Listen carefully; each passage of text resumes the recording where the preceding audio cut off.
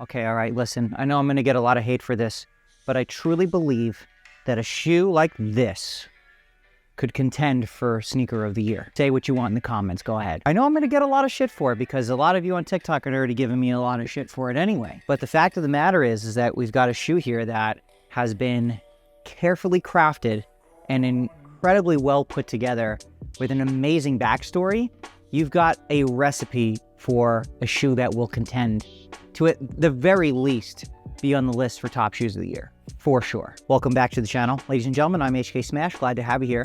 Today, I'm going to be talking to you about the J-Tips Saucony Grid Azura 2000. That is a mouthful, if I do say so myself. Did I even say it correctly? And yes, I know I said Saucony correctly because that's how it's pronounced.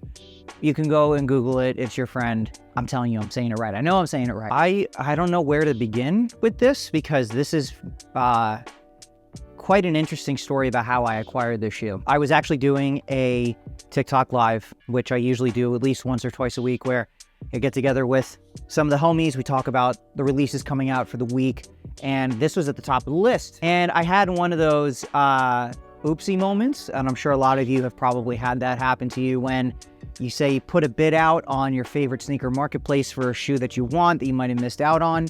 And this was one of those shoes that I put an offer on that I thought was a reasonable price, and I completely forgot about it until 2 weeks later. I saw that my account had just been hit with a $200 charge, and a few weeks later, these show up at my front door. It's happened before, and it's actually, I feel like those are the best times when you hit on a pair of shoes that are kind of unexpected, especially when it comes to like going on a marketplace and leaving an offer. But I'm glad that's how these showed up at my house.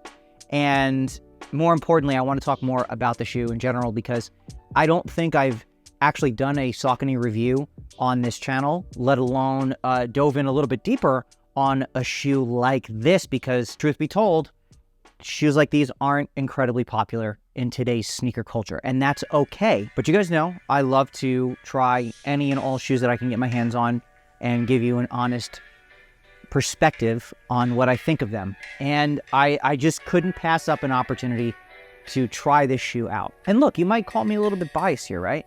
I'm from New York, and so is J-Tips, right? So having, someone who is a native New Yorker who has made their first shoe in collaboration with Saucony, I feel like it's a celebration. I had to have it. It just had to happen. I had to do it. I even asked a bunch of people on TikTok and across Twitter. I said, hey, if anyone's got a plug, like, let me know. I gotta have them. Fortunately, I got them for a good price. Got them for around 200 bucks, which is a little slightly above retail, still above the retail price, but a price that I think is very reasonable for me to get in the aftermarket. I'm not entirely sure where they're at right now. I'm sure they're probably around the same price, maybe a little bit higher, because they were relatively exclusive. They dropped in New York only. You couldn't get them anywhere else, which, I'm on the other side of the country. That's not fair. If I had to get on a damn plane to go to New York to try to get these shoes, that would have been quite the project. And that was, I think for J-Tip's first shoe, it made sense to drop them at a flower shop. I didn't get to see any pictures of the release, and for anyone that did actually go to the release in New York, like, let me know what it was like, because I love stuff like that. Box itself, it is a love letter to people who do support J-Tips, and of course, the story behind his first collaboration, talking about remembering who fronted for you, talking about how this is a love letter to his designs, working with, just having this really great idea of never stop believing and chasing your dreams. Those are all things we hear all the time, right? I think we hear it from so many social media gurus. We hear them from all these different entrepreneurs. Like, I think the message is, we hear it all the time, right? But when you have a story like this that is still pushing that same sentiment, like, yeah, you should definitely chase your dreams. Yes, you should never give up on the things that you love. That is what this shoe represents. And I think that story it's really just, it hits home. Now, more importantly, let's dive in more about the shoe itself, because the shoe's ugly.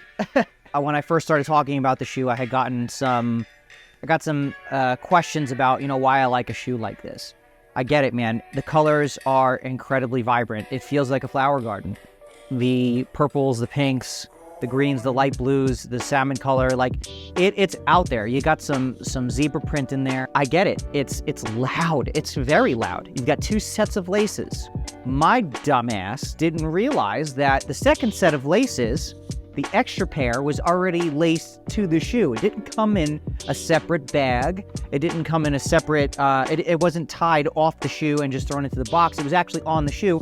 And I wore these with not just the standard set of laces, which are already on the shoe now, but I left the purple laces because those are the extra pair, and they were only laced at the top 2 eyelets of the shoe. And I'm thinking, oh, this is kind of like a, an off-white design where you've got the laces overlapping the standard lace. So I tied it like I normally would, and I was like, damn, these are really long. Until I started looking at the shoe, I started looking at my feet, and I'm like, you know what? These are the exact same laces.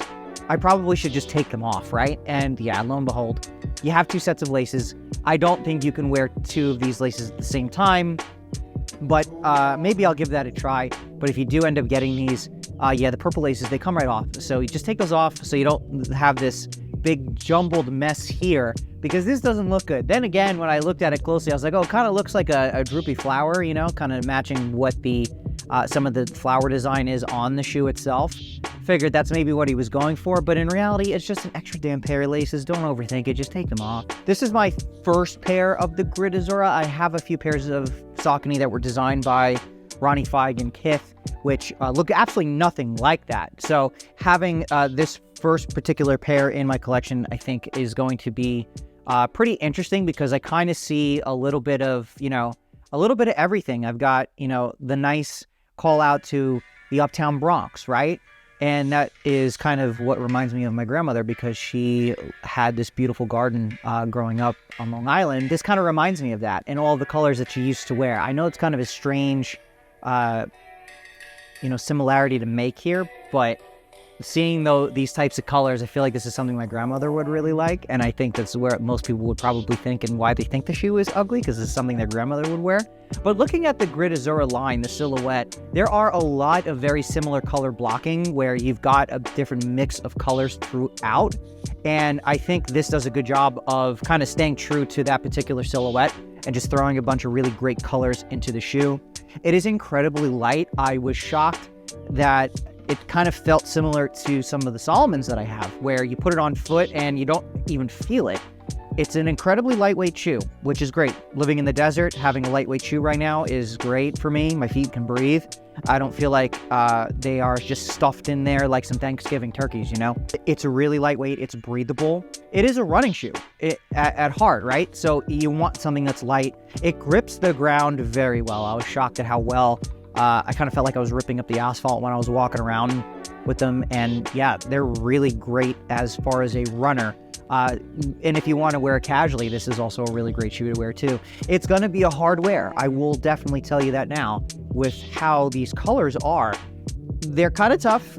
I was having a hard time deciding on how I wanted to wear the shoes, but I was like, let me just throw my Hoochie Daddy shorts on, put these on foot so you guys can see what they look like. I've had a very hard time trying to decide how I want to wear these shoes, but I think I've kind of narrowed it down to, maybe wearing a pair of baggy pants and just kind of letting them droop over a little bit, and then you've got this really loud design on feet. So it's definitely a conversation piece. I'm actually kind of concerned with wearing these like as a regular everyday shoe, because the materials are just so premium that I don't want to ruin them, number one.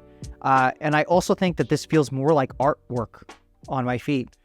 Very similar to what Virgil has done with his shoes. I usually wear his shoes when I have like a special occasion of some kind, right? Because it feels like artwork, and that's just how I wear my shoes, right? Like I wear my shoes for pretty much everything. I did not wear these in the gym. I usually wear my shoes to the gym for wear tests, but I didn't do it with these guys. I just didn't feel like it was appropriate to wear them. I just wasn't really feeling it, to be honest. I wasn't sure how these would perform, so I decided not to. The design on this shoe, I have to say, remember fronted right on the heel. It's like just a subtle reminder to remember, who put on for you. I think of my parents. I think of all the people that I've been surrounded by over the years that have contributed to my success as an adult. So that message speaks volumes to me, and I'm pretty sure it would actually speak volumes for a lot of people as well. It's a love letter to home, man. I think J Tips did an absolutely phenomenal job.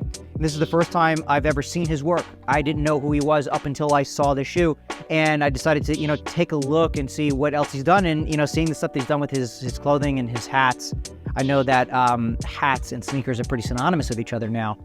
His work is really great. I'm very, very impressed with what he's done with the work, with his hats and his clothing, and of course the shoe. He did a really good job. I do believe firmly that the shoe will be in the top list. Will it be shoe of the year?